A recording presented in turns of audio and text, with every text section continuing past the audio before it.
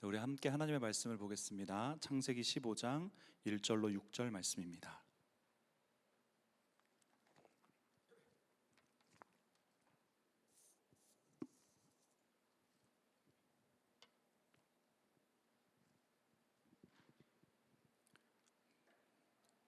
창세기 15장 1절로 6절 말씀, 우리 다 같이 한 목소리로 받들어 읽겠습니다. 시작.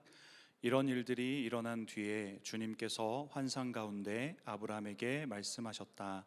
아브라함아, 두려워하지 말아라. 나는 너의 방패다. 내가 받을 보상이 매우 크다. 아브라함이 여쭈었다. 주 나의 하나님, 주님께서는 저에게 무엇을 주시렵니까?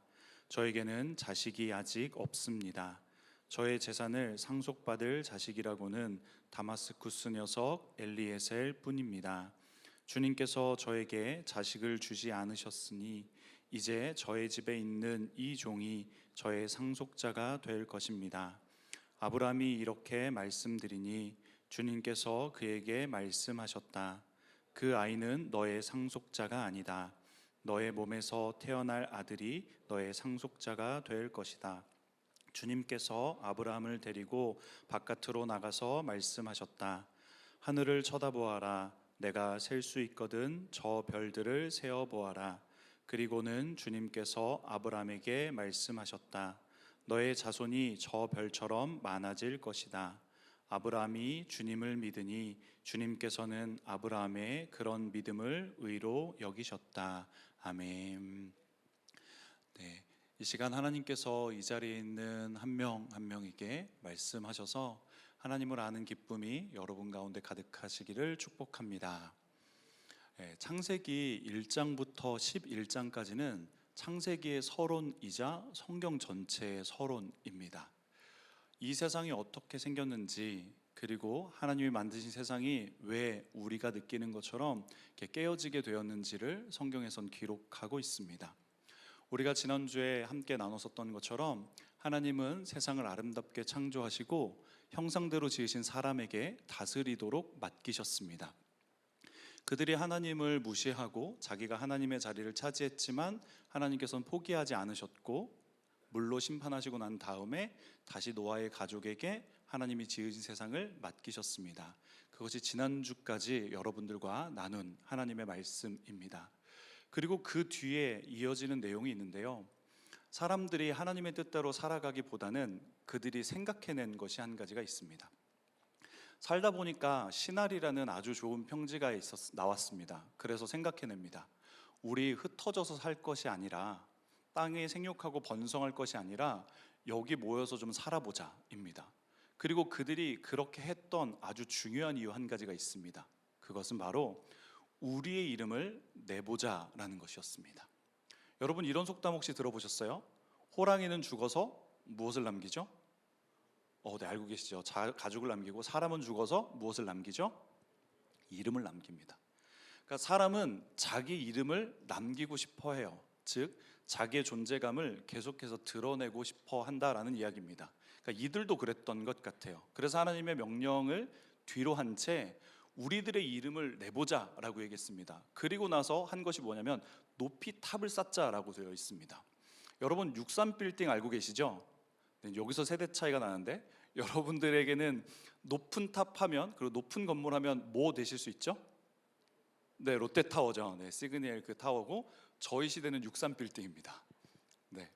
그래서 63빌딩을 낼 때 정말 높은 탑을 세워서 우리 이름을 좀 내보자. 그 롯데라는 회사도 높은 탑을 세워서 우리 이름을 내보자. 우리가 이만큼 힘이 있다라고 얘기하는 것이죠. 그러니까 사람들도 똑같았어요. 그래서 탑을 쌓았던 것입니다. 하나님께서 사람들이 어떠한지 내려와 보셨고 그 모습을 보셨습니다. 하나님 보시기에 악한 것이죠. 하나님의 뜻대로 행하지 않고 자기 이름을 드러내려고 했던 것입니다. 여러분, 자기 이름을 드러낸다라는 것은 죄의 근본인 자기 중심성을 표현하는 것입니다. 하나님이 중심이 되시고 하나님의 이름을 드러내고 하나님의 이름을 높이는 것이 마땅한 피조물의 본분입니다. 그런데 하나님을 제외시켜 버리고 나니까 내가 중심이 되고 싶은 것이죠. 그게 실현된 게 자기 이름을 나타내는 것이에요. 하나님이 그걸 악하게 보시고 흩으셨습니다. 그들이 언어가 똑같으니까 힘을 모아서 무엇인가를 해보려고 해서 언어를 다 흩으셨습니다. 여기서 우리가 주목해 봐야 될 한 가지 사실이 있습니다. 여러분, 우리에게 그리스도인으로서 주어진 일이 있어요. 예수님께서 지상명령하신 것 있죠. 하늘과 땅의 모든 권세를 하나님께서 예수님께 주셨으니 너희는 가서 모든 민족으로 제자를 삼아 아버지와 아들과 성령의 이름으로 세례를 베풀고 내가 너에게 분부한 모든 것들을 지키도록 가르쳐라. 그러면 내가 세상 끝날까지 너희와 항상 함께 있으리라 하시니라. 아멘. 이 말씀 기억하시죠? 그리고 우리가 잘 외우고 있는 사도행전 1장 8절, 오직 성령이 우리 가운데 임하시면 너희가 권능을 받고 예루살렘과 온 유대와 사마리아와 땅끝까지 이르러 내 증인이 되라 라고 말씀하셨어요. 그것이 점점 퍼져나가라는 이야기이기도 하고, 누군가는 예루살렘에 있고 누군가는 땅끝으로 보내실 때 가야 된다라는 이야기이기도 하죠. 이것이 하나님께서 내리신 명령인데 그것과는 반대인 거죠. 근데 여러분, 우리가 예수 그리스도의 이름을 드러내고 그리고 예수님의 제자를 삼을 때 보통 어떻게 생각하죠? 내가 하고 있는 일을 잘해서 내 능력을 인정받아서 그래서 많은 사람들에게 주목을 받고 그로 인해서 하나님의 이름을 높여야겠다라고 생각합니다. 지금 여러분 세대에서 이 생각이 얼마나 강한지 저는 다 알 수는 없어요. 그런데 저희 세대만 해도 교회에서 날마다 들었던 이야기가 뭐냐면 세상에서 너희의 중심에서 으뜸이 돼야 된다. 그러니까 흔히 얘기하면 축구 선수가 되려면 손흥민 정도 돼서 내가 그 자리에 있을 때 저는 하나님을 믿는 사람입니다 라고 드러내면 하나님이 드러낸다 라고 설교를 수도 없이 들었어요. 그리고 연예인 같은 경우 사람들에게 유명해지고 많은 사람들에게 영향을 끼치고 난 다음에 저는 예수님 믿는 사람입니다 라고 얘기하면서 예수님을 드러내는 것, 그래서 하나님의 이름을 높이는 것이라고 얘기했는데 저는 그 부분에 대해서 다시 의문을 갖기 시작했습니다. 여러분, 이것이 과연 하나님의 방법일까요? 하나님이 정말 우리에게 그렇게 말하시고 그렇게 일하실까요?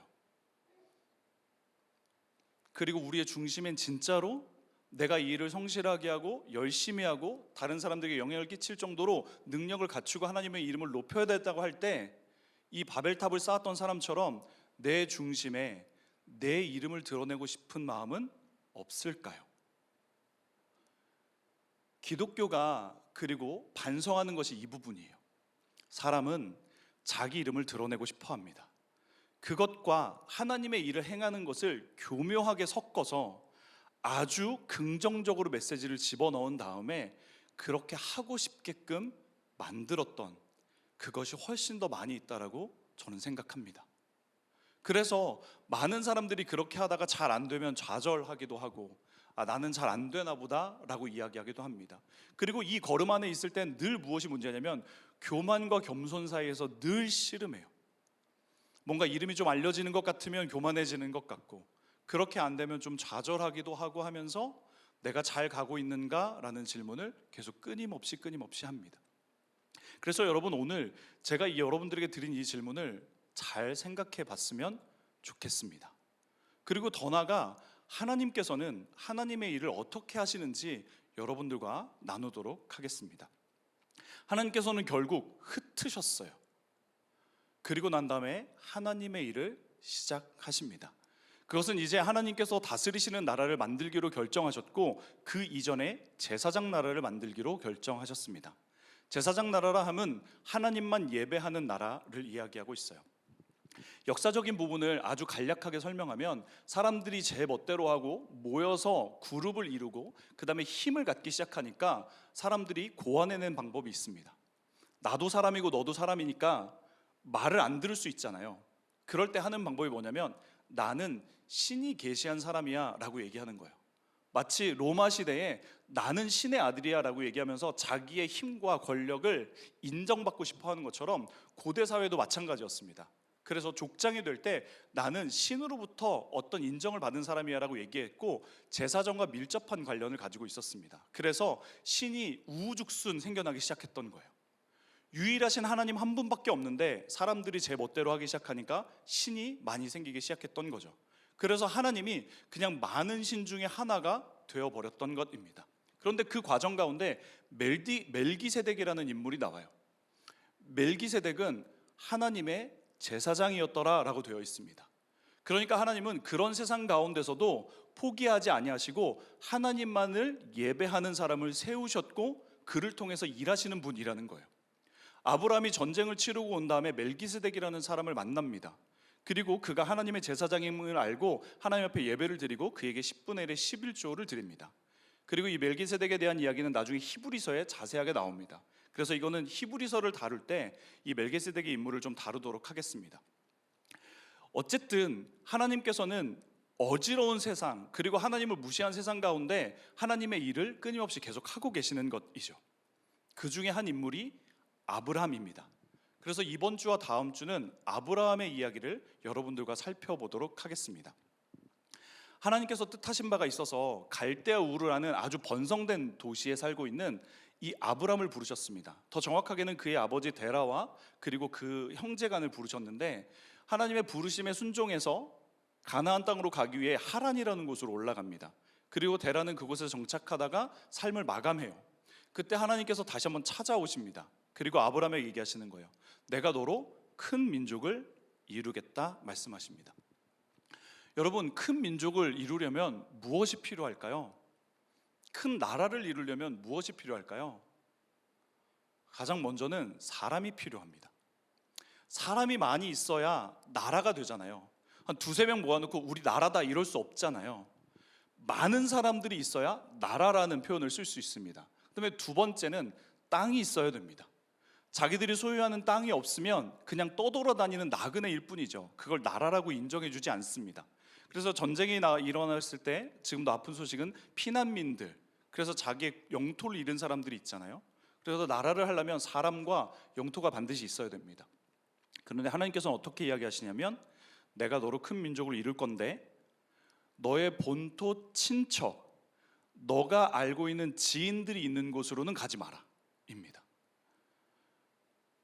가뜩이나 낯선 땅에 있고 큰 나라를 이루고 민족을 이루려면 아는 사람들이 있는 데로 가서 그나마 사람들이랑 좀 모아서 나라를 만들어도 될까 말까인데, 일단은 친척 있는 데로 가지 말라고 하시는 거예요. 그리고 땅도 너가 원래 있었던 고향 땅으로도 가지 말라고 하시는 거죠. 그리고 내가 너에게 지시할 땅으로 가라라고 말씀하시는 거예요. 여기에서 하나님이 일하시는 첫 번째를 알 수 있어요. 하나님이 일하실 때는 우리가 가지고 있는 능력, 우리가 가지고 있는 어떤 재력, 우리가 가지고 있는 어떤 부분들을 가지고 하나님께서 일하실 때도 있지만, 하나님이 전적으로 일하실 때는 그것에 대해서 크게 상관이 없습니다. 그러니까 내가 뭐가 있느냐, 내가 뭘 할 수 있느냐, 기반 시설이 뭐가 있느냐, 그것과는 전혀 무관하다라는 거예요. 그리고 내가 너에게 지시할 땅으로 가라고 말씀하십니다. 그래서 아브라함은 순종하고 하나님이 지시할 가나안 땅으로 갑니다. 근데 그 땅 가운데 문제가 생기죠. 기근이 듭니다. 밑으로 점점 내려가다가 네겝 지방에 살 때 기근이 생기는 것이에요. 그래서 아브라함은 할 수 없어서 그나마 먹을 것이 있는 이집트로 내려가려고 합니다. 근데 문제가 있어요. 이집트는 왕국이고 강력한 왕이 있기 때문에 그 아내를 이 사람 저 사람 삼게 됩니다. 그런데 아브라함의 아내인 사라가 너무 예뻤던 거죠. 그리고 실제 둘의 관계는 이복 누이 사이였습니다. 그래서 결혼을 해서 부부가 된 건데, 아브라함이 생각하는 거예요. 지금 먹을 게 없어서 죽을 것 같은데 갈 수 있는 곳은 이집트밖에 없는 거죠.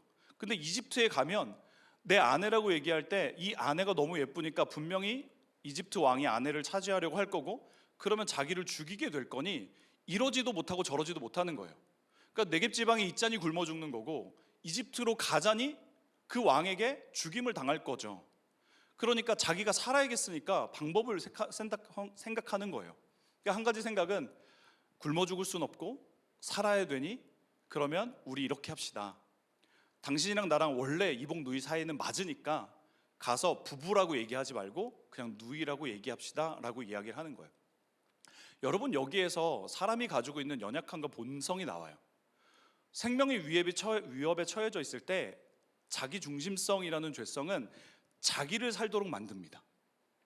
어떻게 남편으로서 그럴 수 있어 라고 이야기하지만, 우리가 죽음 앞에 맞닥뜨리게 되면은요, 베드로가 그랬던 것처럼 예수님도 나 몰라라 하게 됩니다. 예수님을 목숨 걸고 따를 것처럼 했던 베드로도 예수님이 십자가에 달리시는 그 상황이 딱 되니까 저 사람 모릅니다. 그리고 심지어 저주하게 되는 거잖아요. 그게 사람이 가지고 있는 연약함이에요. 나의 생명을 지키고자 하는 것. 그래서 아브라함도 그런 우리와 평범하게 똑같이 그 방법을 선택했던 것이죠. 아니나 다를까 아브라함이 예상했던 대로 됐습니다. 그래서 결국 이집트의 왕이 사라를 데리고 왔어요. 근데 여기서 중요한 건 하나님께서 나타나셨다라는 거예요. 아브라함은 하나님께서 뜻하신 바가 있어서 부르신 사람입니다. 그리고 하나님의 뜻대로 가나안 땅으로 왔어요. 그런데 그 땅 가운데 문제가 생겼습니다. 그래서 그 문제를 자기 나름대로 해결해 보려고 이집트를 간 거예요. 그리고 예상했던 문제가 생긴 거예요. 여기서 아브라함이 할 수 있는 일이 있을까요? 할 수 있는 일이 있었다면 그렇게까지 선택하지 않았겠죠. 할 수 있는 일이 아무것도 없었어요. 그때 하나님께서 아브라함에게 찾아오셨고 하나님의 전적인 능력으로 둘 사이를 보호하십니다. 왜냐하면 하나님의 계획은 다른 계획이 아니라 아브라함과 사라 이 부부의 혈통을 통하여서 큰 민족을 만들기로 결정하셨기 때문에 그렇습니다. 그래서 우리가 걸어가는 과정 안에서 주님의 뜻을 따라갈 때 어려움이 닥치고 그것을 통해서 내가 어떻게 살아볼까 해서 그 해결책을 했는데 그게 완전한 해결책이 되지 않을 때 그때 하나님께서 찾아오셔서 하나님의 능력으로 해결하십니다. 왜냐하면 하나님께서 시작하시고 하나님께서 이루시려고 하시는 일이 있기 때문에 그렇습니다. 그래서 결국 꿈에서 나타나셔서 이집트의 왕에게 경고하셨고 그것을 깨닫게 되는 이집트 왕이 사라를 해하지 않고 그대로 돌려보냅니다.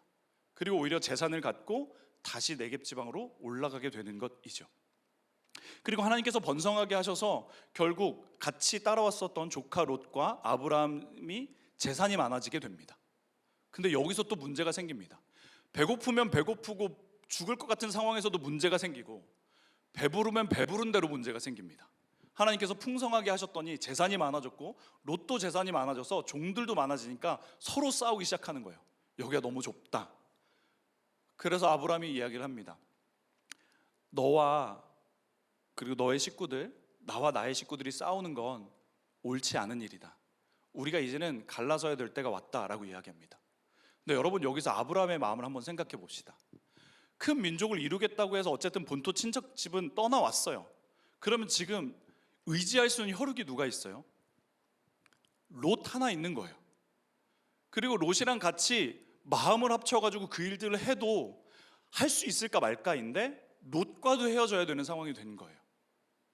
그래서 결국 롯은 자기가 눈에 보기에 좋은 땅으로 가게 되고 아브라함은 반대편으로 가게 되는 상황입니다. 이때 롯의 아브라함의 마음이 어땠을까요? 하나님 따라왔더니 어려운 일들이 있다. 물론 그 어려운 가운데 하나님께서 보호해 주셔서 좀 잘 되긴 했다. 근데 잘 돼도 문제가 생겨서 결국 또 갈라서게 됐네. 그리고 아브라함은 사라가 있고 물론 자기를 따르는 식솔들이 있지만 외롭지 않았을까요?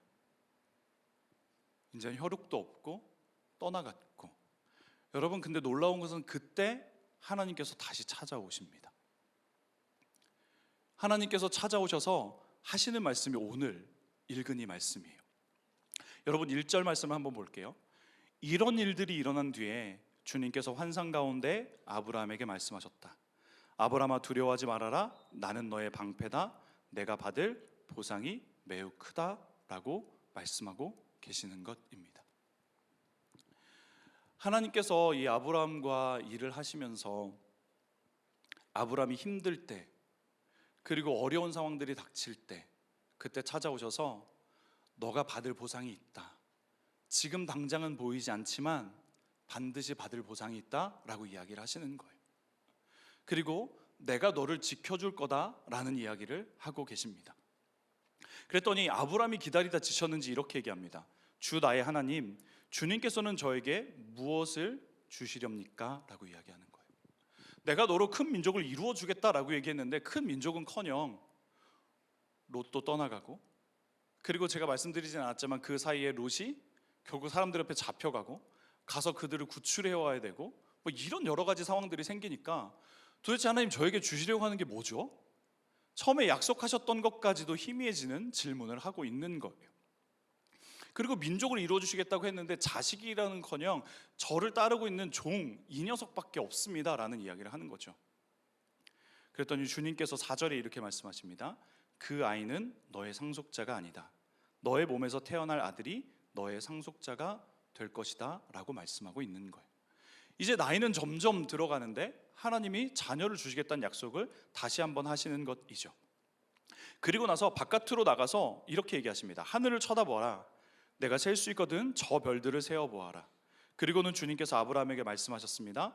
너의 자손이 저 별처럼 많아질 것이다 라고 이야기를 하고 있습니다. 근데 중요한 건 그 다음 절입니다. 아브라함이 주님을 믿으니 주님께서는 아브라함의 그런 믿음을 의로 여기셨다라고 이야기하고 있습니다. 여러분, 믿음이라는 것이 무엇인가요? 사전에는 이렇게 이야기하고 있습니다.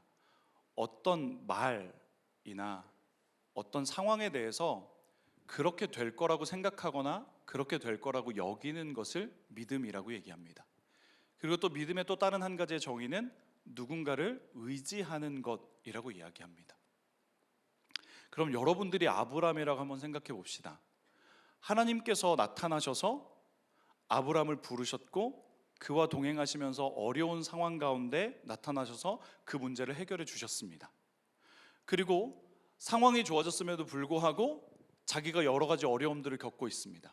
그런데 정말 자기가 원하는 자식은 생기지 않습니다. 그래서 하나님 앞에 투정합니다. 그런데 하나님께서는 다시 한번 얘기하시면서 걱정하지 마. 아들이 반드시 있을 거야.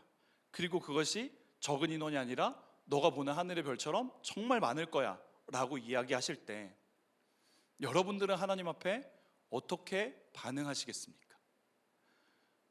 하나님이 하신 말씀 그렇게 될 것으로 저는 여깁니다. 이렇게 반응하시겠습니까? 아니면 지금까지도 안 됐는데 될까? 이렇게 반응하시겠습니까? 아마 둘 중에 하나의 반응이 있을 거예요. 제가 앞서 간단히 설명했었던 이야기가 비단 아브라함의 이야기뿐 아니라 여러분들의 삶에서 곳곳에서 나타나는 이야기였을 것입니다. 그런 여러분들에게 지금 하나님께서 찾아오셔서 지금은 내가 너와 약속한 부분이 눈에 보이지 않지만 내가 너에게 약속한 것을 반드시 이루겠다고 지금 말씀하시면 여러분은 둘 중에 하나를 선택하실 수 있습니다. 보이지 않지만 그래, 하나님이 하시는 것 이루어질 거야. 그래, 그렇게 될 거야 라고 반응하거나 지금까지 안 됐는데 되겠어? 라고 반응하거나 일 겁니다. 그런데 여기서 아브라함은 하나님께서 이루실 것이라고 반응한 것입니다. 그래서 하나님께서는 아브라함의 이 반응, 이 믿음을 보시고 의롭다라고 여기셨어요. 여러분, 여기서 중요한 부분이 있습니다. 하나님께서 우리 가운데 나타나셔서 일하실 때 우리는 하나님을 믿을지 안 믿을지를 계속해서 나쁜 말로 잽니다. 그렇죠? 하나님이 진짜 그러실까? 아니, 하나님이 계실까? 그리고 일들을 하실 수 있을까? 이런 것들을 재죠. 근데 여러분, 거꾸로 생각해 보세요. 하나님도 우리를 부르셔서 일을 하실 때 우리를 점검하시지 않을까요? 내가 이 아이와 내가 너와 큰 일을 이루려고 하는데 얘가 지금 나를 신뢰하는지 신뢰하지 않는지를 점검하시지 않을까요? 여러분, 하나님도 점검하시는 분입니다. 여러분도 그렇지 않으세요? 여러분, 저를 혹시 믿으십니까? 저를 신뢰하십니까? 뭐를 신뢰하는지 일단 그것부터 중요하겠죠. 제가 이 자리에 있으면서 진짜 하나님 말씀을 온전히 전할 것이라고 신뢰하십니까?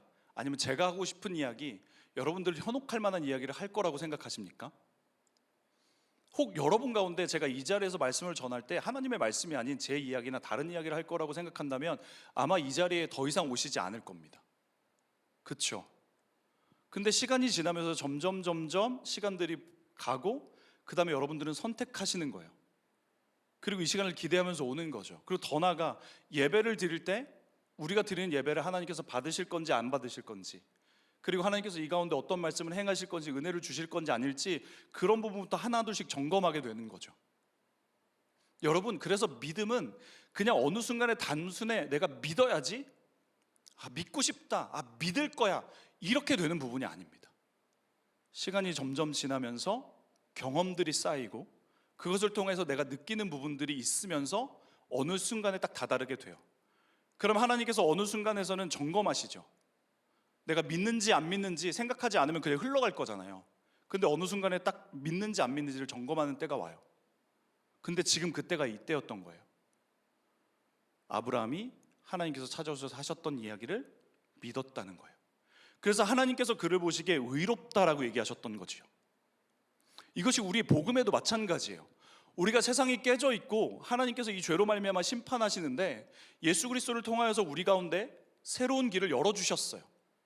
그래서 예수님께서 모든 대가를 치르셨어요. 그래서 하나님이 세상을 이처럼 사랑하셨고 예수 그리스도를 구원의 길로 열어주셨다라고 그 행하신 일을 우리가 믿을지 안 믿을지는 우리에게 달린 이야기예요.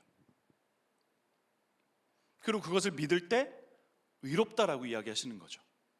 그래서 여러분, 믿음이라는 것이 신앙에서 정말 중요한 것이 이 때문입니다. 그러면 어떻게 하면 믿을 수 있을까요? 하나님에 대해서 알아야겠죠. 아까 말씀드렸던 것처럼 여러분들이 저를 믿는지 안 믿는지는 굉장히 어려울 거예요. 왜냐하면 여러분들이랑 만난 지 얼마 되지 않았거든요. 근데 제가 이 질문을 아내에게 이야기하면 아내는 저를 신뢰한다라고 이야기할 겁니다. 왜냐하면 저랑 아내랑 보낸 시간들이 굉장히 많고 그 안에 했었던 이야기와 했었던 행동들이 있기 때문에 그래요. 그러면 여러분들이 하나님을 믿는다라는 건 그냥 어느 순간 자연스럽게 그냥 너무 당연하게, 그리고 성경에서 이야기하니까 하나님이 계시대, 예수님께서 우리 죄를 대속하셨대, 하나님께서 이런 일들을 하신대, 몇몇 이야기만 대충 설교해서 듣고 내가 하나님을 믿어볼까? 여러분, 이게 되겠습니까? 여러분 요즘 주식 하시죠? 여러분 주식할 때 이렇게 하시나요? 안 그러죠. 정말 알아볼 거 다 알아보고, 어떤 친구들은 거의 업무에 지장될 정도로 계속 알아보고 정보 다 듣고 막 이렇게 경제적으로 어려우니까 살아갈 수 있는 방법 그거 하나를 찾으려고 할 때 주식만 해도 정말 알아보고 내가 이걸 투자해도 될까? 이게 믿을 만한 걸까? 다 알아보잖아요. 그러면서 이게 됐다 싶을 때 반응하잖아요. 믿으면 투자하는 거고 안 믿으면 투자 안 하는 거잖아요. 그렇죠? 하나님과의 관계도 똑같은 거예요. 그냥 막연히 내가 믿는지 안 믿는지 그냥 이렇게 흘러간다고 되는 부분이 아니에요. 하나님께서는 여러분들이 하나님을 신뢰하도록 여러분들의 삶의 곳곳에서 나타나셔서 말씀하시고 여러분들의 구원자이심을 알려주시고 사랑한다고 능력 있다고 계속해서 말씀하십니다. 그런데 그런 부분에 대해서는 때로는 관심이 없고 다른 부분에 관심이 있다가 어떤 문제가 생길 때 내가 하나님을 믿고 있는 건가 안 믿고 있는 건가? 만약 그렇게 된다고 하면 정말 어려운 상황이 되는 거죠. 그래서 우리가 신앙생활을 한다고 할 때 정말 중요한 부분이 여기서부터 시작이에요. 왜냐하면 창세기 1장부터 11장까지 창세기의 서론이기도 하면서 정말 성경의 전체 서론, 그 다음에 아브라함으로 시작하면서 아브라함은 믿음의 조상이거든요. 결국 하나님이 천지를 창조하셨는지, 그분이 우리와 함께 하시는지, 어려운 상황인데 구원자이시는지 이것을 알고 내가 그분이 구원자이심을, 그분이 하나님이심을 믿는 것부터 시작하는 것이 우리 신앙생활의 가장 처음이기 때문에 그래요. 그래서 믿음은 하나님이 어떤 분이신지를 아는 것입니다. 그리고 우리가 다음에 이야기하는 그 믿음은 하나님을 의지하는 것이죠. 그분이 그렇게 행하실 것들을 나타내는 것입니다. 그런데 여기에서 한 가지 어려운 점이 있습니다. 이제 아브라함이 어려운 상황 가운데 있을 때 너에게 자식을 주겠다고 해서 알겠다고 이제 믿었어요. 근데 그 다음에 하나님께서 하시는 말씀이 뭐냐면, 그런데 내가 너에게 이 땅을 줄 텐데 이 땅을 언제 줄 거냐면 한 400년 뒤에 줄 거야 라고 이렇게 얘기하세요. 왜냐하면 이 가나안 땅에 지금 살고 있는 사람들이 있는데 그들이 아직 죄악이 가득하지 않아서 쫓아낼 때는 되지 않았어. 여기서 하나님은 오래 참으시는 분이라는 걸 알 수 있죠. 그리고 우리를 택했기 때문에 우리를 위해서 다른 사람들을 몰아내시는 분이 아닙니다. 우리가 가끔 그리스도인으로 살면서 혼동하지 않아야 되는 부분이 있는데, 하나님은 자녀를 사랑하시고 그와 택하신 바를 위하여서 다른 사람에게 손해를 끼치시는 분이 아닙니다. 그러면 불공정한 하나님이죠. 하나님은 공평하신 하나님이에요. 그래서 그 땅 가운데 있는 사람들을 몰아낼 텐데 아직 때가 되지 않았다라고 얘기하세요. 그래서 한 400년 정도 뒤, 내가 한 400년간을 기다릴 거다. 그리고 실제로 역사적으로 한 430년 뒤에 일어나요. 그리고 그때서야 내가 너에게 이 땅을 주겠다라고 이야기하시는 거죠. 그러니까 하나님의 약속은, 그리고 하나님께서 행하시는 일은 우리가 사는 그 짧은 세상으로 다 가늠할 수 없는 부분이라는 거예요. 그리고 우리가 지금 꿈꾸는 것 있잖아요. 하나님의 나라와 의를 구하고 하나님의 나라가 이 땅 가운데 이루어지기를, 그리고 하나님의 뜻이 이 땅 가운데 이루어지기를 기도하고 있어요. 우리 소망하고 있죠. 근데 그게 언제 이루어질까요? 언제 이루어질지 몰라요. 그리고 이미 2000년이 지났어요. 근데 하나님이 결정하신 때는 분명히 있어요. 근데 그것이 우리의 시간표와는 너무 차이가 있어요. 그럼 이걸 신뢰할 거냐라는 문제도 생기는 거죠. 지금 내 앞에 당장 일어나지 않을 일인데, 당장 나에게 어떤 이익이 되지 않을 일인데, 근데 하나님은 그 일을 하겠다고 약속하셨다라는 거예요.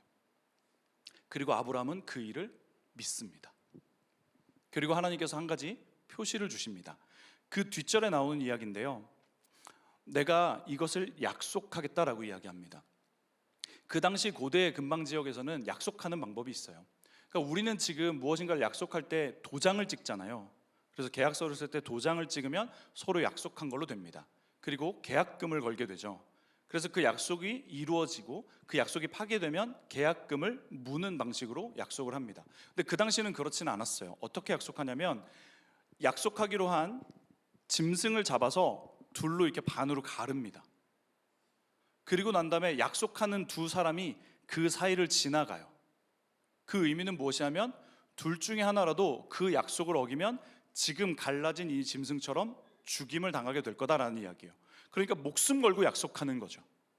그리고 하나님께서는 내가 너와 이 약속을 확증하기 위해서 준비해라 라고 얘기하십니다. 그래서 아브라함이 그 뜻대로 준비해요. 근데 아브라함이 잠들고 그 뒤에 이러는 건 뭐냐면, 하나님께서 홀로 지나가십니다. 이 의미는 무엇이냐면, 하나님과 아브라함이 한 약속에서 아브라함이 이것들을 지킬 수 없음을, 그리고 그의 능력으로 다 할 수 없음을 아셨기 때문에 아브라함은 그냥 잠든 상태에 있고 하나님 홀로 가신다라는 거예요. 결국 이 일을 주도하신 분도 하나님이시고 그 약속을 지키시는 분도 하나님이시라는 것이죠. 그래서 우리가 하나님을 신뢰하는 것, 하나님을 믿는 것 중에 중요한 것 하나는 나의 연약함을 뛰어넘어서 하나님의 신실하심과 하나님의 능력으로 이루신다라는 거예요. 하나님은 우리와 약속하실 때 우리가 어떠한지를 너무나도 잘 알고 계세요. 그리고 그 알고 계심에도 불구하고 하나님께서 약속하신 것이 있다면 하나님의 능력으로 이루시겠다라는 뜻입니다. 그래서 그것을 이것 가운데서 보여주시는 것입니다. 여러분, 오늘 이제 이 말씀을 여러분들과 정리하도록 하겠습니다. 이 세상이 하나님을 알지 못한 채 결국 자기의 이름을 내고자 저마다 살아갑니다. 그런데 하나님께서는 그런 세상을 그냥 두시지 않고 다시 자기 자신을 드러내기를 원하셨고 제사장 나라를 만들기를 원하셨습니다. 그리고 그때 부르신 사람이 자신의 능력을 의지해서 자식이 많고 재산이 많고 영토가 많은 그런 인물이 아니라 오히려 아무것도 가진 것 없는 그 아브라함을 부르셔서 하나님께서 일하기 시작하십니다. 그리고 하나님께서 그와 약속하시면서 하나님이 그와 함께 하겠다고 말씀하시고 친히 홀로 그 약속을 보여주십니다. 그리고 우리가 다음 주에 계속해서 이야기를 나누겠지만 하나님은 결국 하나님의 일을 이루십니다. 그러면 여러분들에게 처음 했었던 질문, 내가 무엇인가를 열심히 하고 내가 무엇인가를 능력을 많이 갖추고 내 이름을 높이고 그 다음에 많은 영향력을 가져서 그때 하나님의 이름을 높이겠다? 그것이 하나님께서 일하시는 방식일까요? 하나님께서 그렇게 일하신 내용이 성경 가운데 있나요? 저는 아직까지 찾아보진 못했습니다. 하나님이 함께 하셔서 하나님의 전적인 능력으로 하나님을 믿어서 성실하게 따라가다 보니 유명해지기도 하고 능력이 생기기도 하고 그래서 영향력이 생기기도 한 인물은 성경의 곳곳에 있습니다. 그러나 그들의 목표는 내 이름을 내겠다, 내 능력을 갖겠다, 무엇인가를 하겠다라고 목표한 인물들은 없습니다. 오히려 그렇게 목표를 삼으면 하나님의 뜻에 순종하기보다는 하나님의 뜻에 거스르게 됩니다. 왜냐하면 하나님께서는 반드시 우리의 믿음을 점검하시기 때문에 그렇습니다. 하나님만을 철저하게 의지하는지, 하나님의 뜻에 전적으로 순종하는지, 하나님의 능력이 온전히 그 가운데 임하는지를 점검하십니다.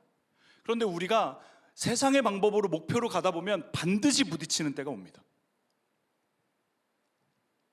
그때 그것들을 버리고 하나님의 뜻에 순종하면 하나님께서는 어느 때는 강하게도 하시고 그의 이름을 드러내시면서 아브라함같이 하시겠지만, 우리가 익히 알고 있는 것처럼 세상의 방법과 섞어서 그렇게 하다 보면 하나님의 이름이 드러나긴커녕 오히려 자신의 이름이 드러나게 되는 것입니다. 그리고 믿음에 대해서 정리하면, 믿음은 우리가 하나님을 점점 알아갈수록 하나님이 행하시는 말씀, 하나님께서 행하시는 행동, 하나님이 말씀하신 대로 이루실 거라고 여기고 받아들이는 것을 믿음이라고 이야기합니다. 그렇기에 하나님이 뭐라고 말씀하셨는지, 하나님께서 어떻게 행하고 계시는지를 아는 것입니다. 그리고 그것을 그렇게 될 거라고 여기는 거예요. 그리고 그분이 하신 약속을 반드시 지키실 거라고 신뢰하는 것입니다. 그것을 믿음이라고 이야기를 하죠. 여기에서 점검해야 되는 건 자기 확신입니다. 그렇게 될 거야, 하나님이 이렇게 하실 거야, 이렇게 해주셔야 돼. 여러분, 이건 믿음이라고 얘기하지 않습니다. 물론 우리가 흔히 쓰는 믿음이라는 말은 맞습니다. 왜냐하면 자기 확신도 믿음이란 뜻이거든요. 그런데 성경에서 말하는 하나님이 말씀하시는 믿음과는 거리가 있습니다. 성경에서 말하는 믿음은 하나님을 믿느냐라는 겁니다. 하나님을 믿고 있느냐, 하나님을 의지하고 있느냐, 하나님이 하신 말씀이 그렇게 될 거라고 생각하고 그렇게 여기고 있느냐, 하나님의 행동이 선하다라고 여기고 있느냐, 이것을 믿음이라고 이야기합니다. 그래서 다음 주는 히브리서에 있는 이 믿음의 인물들에 대해서 우리 함께 살펴보도록 하겠습니다. 그래서 여러분, 한 주간 보내시면서 과연 나는 하나님을 신뢰하고 있는가? 그리고 나는 무엇을 목표로 하고 있는가? 하나님이 진짜 내 삶에 하자고 하시는 일들을 하나님의 방법대로 순종하며 가고 있는가? 아니면 내가 세상의 방법들을 섞어서 나의 자기 확신을 가지고 있는지 한번 점검해보는 여러분 되시기를 진심으로 소망합니다.